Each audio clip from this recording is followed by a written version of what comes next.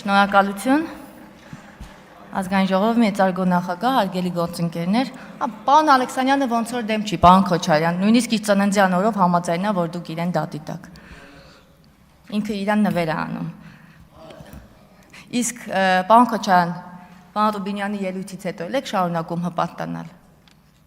Ինձ հետաքրքիր է։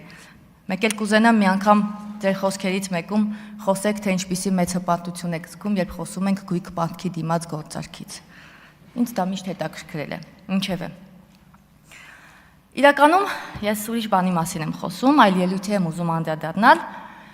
Ուզում եմ անդրադառնալ մեր նոր գործընկերներից մեկի ելույթին,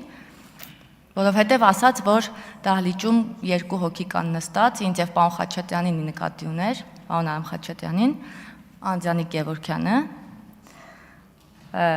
Պարոն Գևորգյան, ձեր ելույթը լսում են ոչ միայն ուժեղ Հայաստանի ներկայացուցիչները, լսում են նաև այլ մարդիկ, որոնք մեզ ճանաչում են։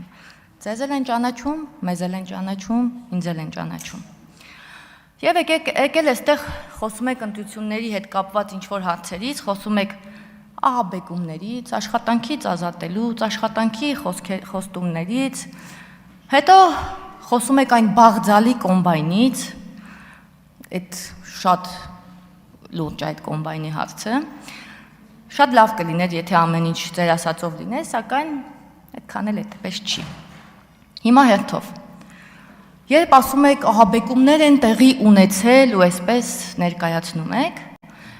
մայիսի 16-ին Քաղաքացիական պայմանագիր կուսակցության ներկայացուցիչները, Սուրեն Պապիկյանը, ես, պարոն Խաչատրյանը եւ մեր շատ գործընկերներ քարոզարշավ էինք իրականացնում Տաշիր համայնքում, Նորաշեն, Մեծավան եւ ձեր ուժեղ Հայաստան կուսակցության ուժեղ ներկայացուցիչները, սակայն իմ բնորոշմամբ եւ շատ շատերի բնորոշմամբ ինչ որ մի խաժամուշ փորձում էին խոչընդոտել Դուք մի ընդհատեք ինձ պարոն Կարապետյան, ուրեմն, և ձեր հոր ցուցումով վստահաբար այդ խոչընդոտումները փորձում էին իրականացնել և որ այդտեղից գլուխ եք տնբացնում, այդպես բան չի եղել, ես ընդեղ եմ եղել։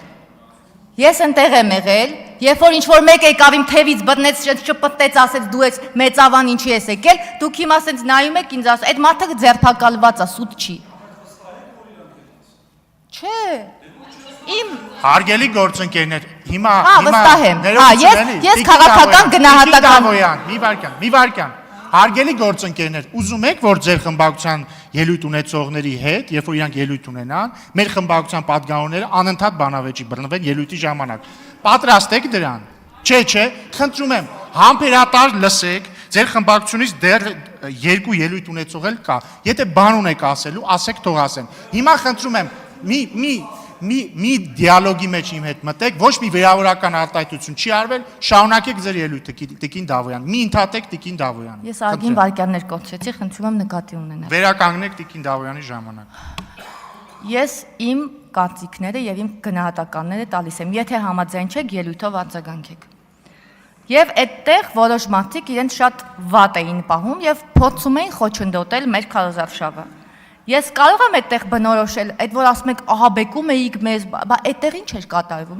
այդ ինչ փորձ էր։ Քրեական օրենսգրքով հետապնդվող արարք եք կատարել, պարոն Վարդևանյանին հարցրեք կասի, քարոզարշավի խոչընդոտումը, որ մեքենաներով փակել էին,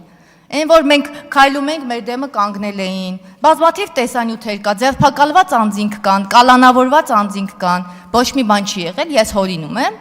խնդիր չկա։ Ասում եմ հունիսի 7-ի ժամը 2-ին վարչապետի հայտարարությունը։ Ժողովուրդ ջան, ընտրությունից մի ամիս առաջ ձեր ուժը, ձեր հակասահմանադրական վարչապետի թեկնածուի մասնակցությամբ կառավարության նիստեր էր գումարում, հրապարակում, կառավարության նիստում օրենքներ էր ընդունում, կառավարության նիստում իհարկե օրենք չի ընդունվում, օրենքների նախագծերն ընդունվում ուղարկվում է ազգային ժողով։ Եվ այս մարդիկ դեռ խոսում են վարչապետի հայտարարության մասին։ Դուք ձեր հակասահմանադրական վարչապետի թեկնածուին, օտարերկրյա երկու անձնագիր ունեցող, վարչապետով էիք դիմում։ Հիմա եկել այստեղից խոսում եք ճշմարտության եւ ինչ-որ վեհ գաղափարների մասին։ Սակայն սա էլ կարևորը չէ։ Հիմա պարոն Գևորգյան, անձնապես ձեզ եմ անդրադառնում։ Ձեր հայրը 1999-ից 2017 թվականին եղել է Կունթան համայնքի գյուղապետը։ 2017-ից 2021 թվականներին Գյուլաքարակ խոշորացված համայնքի ղեկավարը։ Եվ դուք այսօր հպատորեն նշում եք, որ Տաշիր բարեգործական հիմնադրամը մի կոմբայն է նվիրել այդ համայնքին, կամ 2, կամ չգիտեմ ինչ, ձեր հայրը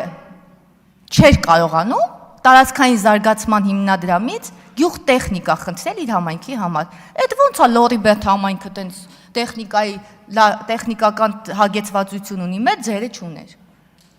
Այդ ինչի չուներ։ Այդ որ 99 թվականին գյուղապետ էր դարձել, գիտեք, չէ, ես էլ Վարդապլույի թոռ եմ եւ հոփացու։ Մոտիկա կպածա։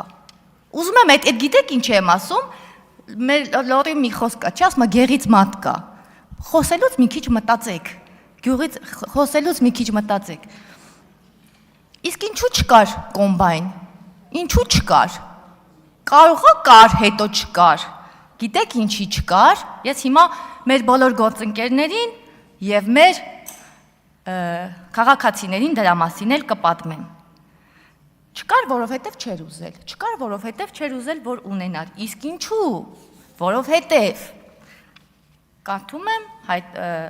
հրապարակային հայտարարությունը։ Հակակոռուպցիոն դատարանը վարույթ է ընդունել գլխավոր դատախազության ապօրինի ծագում ունեցող գույքի բռնագանձման վերաբերյալ հերթական հայցադիմումը։ Գլխավոր դատախազության ապօրինի ծագում ունեցող գույքի բռնագանձման գործերով վարչությունը պահանջ է ներկայացել դատարանին Լոռու մարզի Գյուլաքարակ համայնքի նախկին ղեկավար Մհեր Վարդանի Գևորգյանից եւ նրա հետ փոխկապակցված անձանցից հօգուտ Հայաստանի Հանրապետության բռնագանձել 5 անշարժ գույք, 1 շարժական գույք, 23 միլիոն դրամ, որպես ապօրինի ծագում ունեցող դրամական միջոցների մնացորդ, 92 միլիոն 313 հազար դրամ, որպես օրինական եկամուտներով չհիմնավորվող, ապօրինի ծագում ունեցող եւ բարեխիղճ ձեռբերողների փոխանցած կամ չնույնականացված դրամական միջոցների հանրագումար։ Դա ձեր հոր մասին է։ Քարոզարշավի մասին հավելեմ։ Երբ քարոզարշավ էր, քարոզարշավի ընթացքում ձեր հայրն էր հիմնականում ձեզ համար քարոզարշավանում։ Տուն առ տուն մտնում էր մարդկանց մոտ եւ ասում էր. «Ընտրեք իմ տղային, որ իմ ունեցվածքը ձեռքիցս չխլեն, ընտրեք, որ ինձ համար լավ լինի, որ մեզ համար լավ լինի, որովհետեւ մենք խնդիրներ ունենք, որ էլ խնդիրներ չունենանք»։ Քարոզարշավն էլ այդ տոնայնությամբ էր տարվում։ Դուք կարող եք արձագանքել, կարող եք չարձագանքել, սա հաստական ես կարդացի։ Դրա համար